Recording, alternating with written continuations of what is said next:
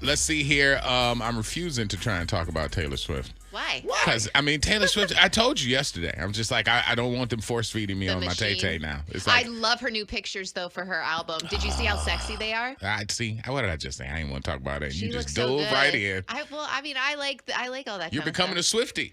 I'm not obsessed with her, but I do like keeping up with her boyfriend. And I mean, her announcement just happened yesterday. Travis seems like he's added a little flavor to her, though. And like now, I don't think she needed it, a little seasoning. I'm saying she needed a little. I don't see an iota of flavor on Taylor Swift. Taylor Swift is the least flavored person. She is straight up rice cakes. I feel like she's getting a little bit more, with Travis. I feel like Travis is adding a little zest, sazon on there. You know what I mean? Yeah. Anyway, she did point out that she had zero idea about football before she got with her current man. I love that she owned up to this because let me tell you something. If it wasn't for the men I've dated in my past that were obsessed with football or whatever sport it was, I wouldn't know none. It's funny, though, because I know probably like 10 ladies who know football like a guy. Like they played. Like they actually were on a team because they know middle linebackers. They know blitz packages. They, like I got friends here that go to the Bucks game that are like straight up girls, fine, but they love their Buccaneers and they know their players and they watch the game. They don't just watch for the fun or go to a game kind of thing where they're just like, oh yeah, we're gonna have hors d'oeuvres and it's gonna be girls' day and blah. No, they go and they like, like the people who go hang out at the pirate ship. Yeah, that's me. Those are the people who I could push down a flight of stairs. The fact that you come in, because it's 65,000 people that could get in there. Right. But if everybody's screaming for the game, now we the 12th man. I find it so. But when you go to the pirate ship, you just like you get Ybor North. Yeah. That's what it is. It's Ybor City North. I love it when women know football and you don't have to explain the game to them while you're watching the game. Like they tell you shut up. Yeah. They'll be like, yo, I'm watching the game. They're like, hey, man, hold up, man. We got to get this first down. And I'm like, you go, girl. Don't you think that that's because of maybe it could be a female like the mom, but I feel like maybe that was the dad in their life or somebody educating them. And then now they've become, so educated about the sport. That or a boyfriend. Right. It could have been a mom or something passed down, but I have a feeling it's probably daddy. Oh, she used to be smashing the buck.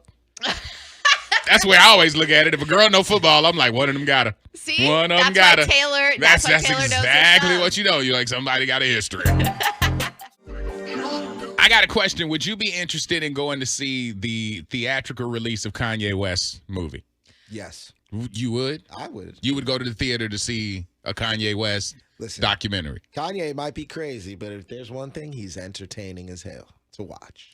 I don't want to be publicly supporting him, so I would hide in my house and potentially watch it. That's where I'm at with that. You're not going to catch you unless you sneak through the windows? Yeah, no. And I'm interested because I believe he's talking about how he's been off of his meds, obviously. So I'm interested to see the behind the scenes and his kids and family and stuff like that. Okay, so it's called From Kanye to Ye, In Whose Name? It's a film by Nico Ballesteros. Okay. It's a transformation of Kanye West into his current iteration of Ye. It's the chief subject of a new documentary that's headed to theaters, and it's reliving the last few years as he's been going through this. This filmmaker has been following him and documenting the whole thing. It's called In Whose Name, and it's pretty much unfiltered. It opens like the trailer that is dropped opens with Kim Kardashian being emotional and exclaiming that her soon-to-be ex-husband's personality had changed before launching into a blitz of like music legend type of like candid moments with his kids and then with the press and blah blah blah. It's like it's a hype film. Yeah. I don't know if you I don't want to go out and I don't want to put money in Kanye's pocket. Right now, because I don't know if it's supporting hate speech. I don't know what. I don't know, but I know we've seen it all, and it's been a little jerkish. With everything that's been happening the last couple of years, you wouldn't want to see the behind the scenes and the method behind the. Honestly, I don't think. In my mind, I think we've seen everything. There might be other stuff, but in my mind, I'm like, what else do I really need to see? I've seen his wife naked. I've seen him disrespect all kinds of groups and Religious, factions and whatever. It's- It's like if there's more, I don't know if my eyes need to see that. I kind of want to see the interactions between him and his wife, like what their life is like behind the cameras. But and it's in front of the cameras, so it's like a reality show. Like we're gonna think we're gonna get truth from the reality show because we know that's cap. So he's gonna re-edit or reshoot, or he's in total control. That lady can't even go to an award show without keeping her clothes on. He's That is correct. unfiltered, always genuinely him. Like See, but that word right there, that word right there, genuinely him. come on, man. Yeah. You really think Kanye is genuine, or you think he's just acting out because he wants response? Or there's something we haven't already seen, like what's left, I just think he what was don't we genuine know? when his mom was here. Yeah, I of think he course. was, and maybe that was a better, like when you bowl and they got those like ramps up, those guardrails, you know what I'm saying? So he had a guardrail on his Protected. life that was Donda West.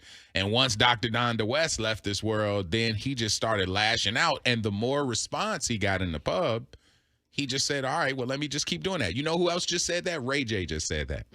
Ray J did the podcast, I don't know what they call it, but it's Cam Newton's little sit down. Okay. Oh, fourth And he was he was talking about the fact that he said, I get more pay for crashing out. Yeah. He said, what you don't understand, because he said, man, he was asking him about these comments that he made with Kai Cenat when he was like, hey, I want to come over and shower with y'all. Like, what's going on? And he was like, man, well, how do you say things like that? He's like, are you telling us about your sexuality? And he's like, it's not about that. He's like, here's the deal. I do all of these things with our Norwood Foundation where we feed the homeless, where I do this. He's like, nobody says anything about that. That's true. He's like, my valuation with Raycon earbuds hit $4 million, like immediately at launch. Nobody talked about it.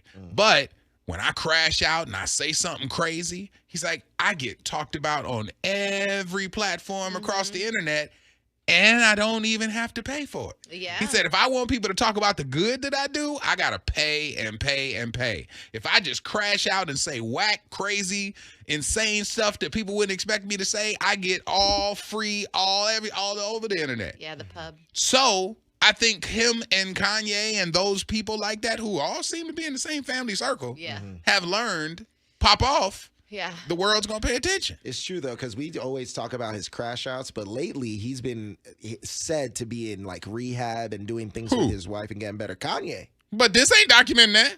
This documenting from 2019. This the cray pages. Yeah.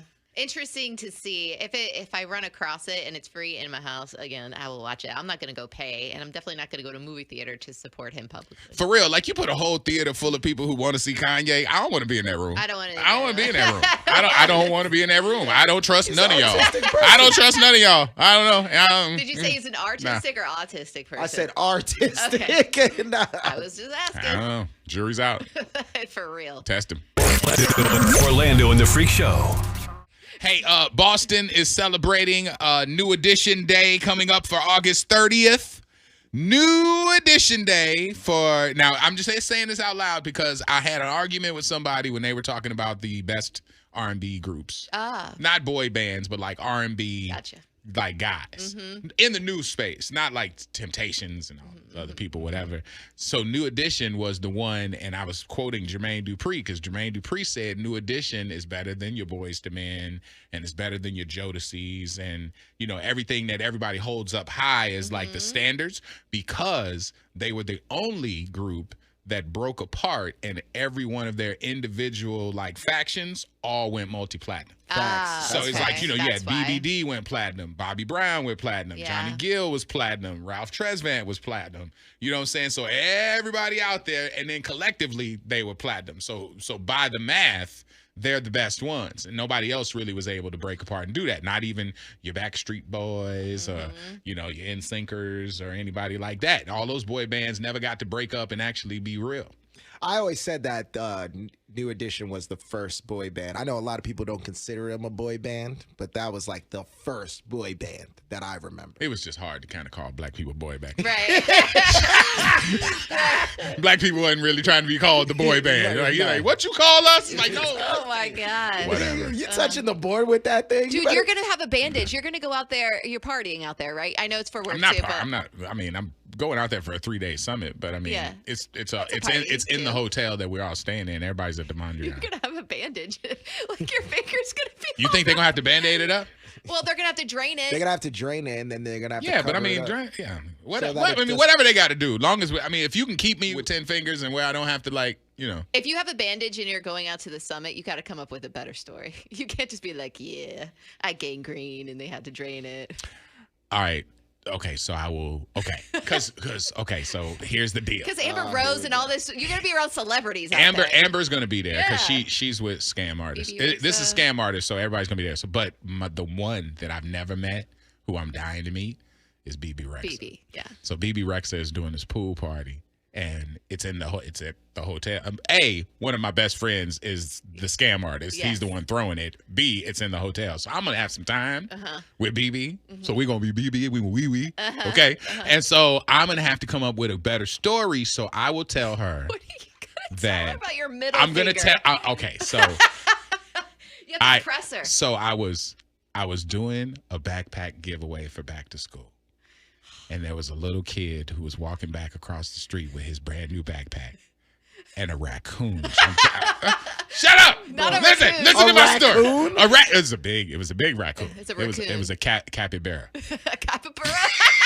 During the day. It was- During the day. Yeah, you know they're that's what. they're nocturnal, right? Only the rabbit It's ones be rabbit out there ones, during and the it day. attacked him. So it was rabbit, and it took off, and Foaming at the mouth. and the little boy screamed, and I turned and I looked, and I was like, so I took off running towards the kid.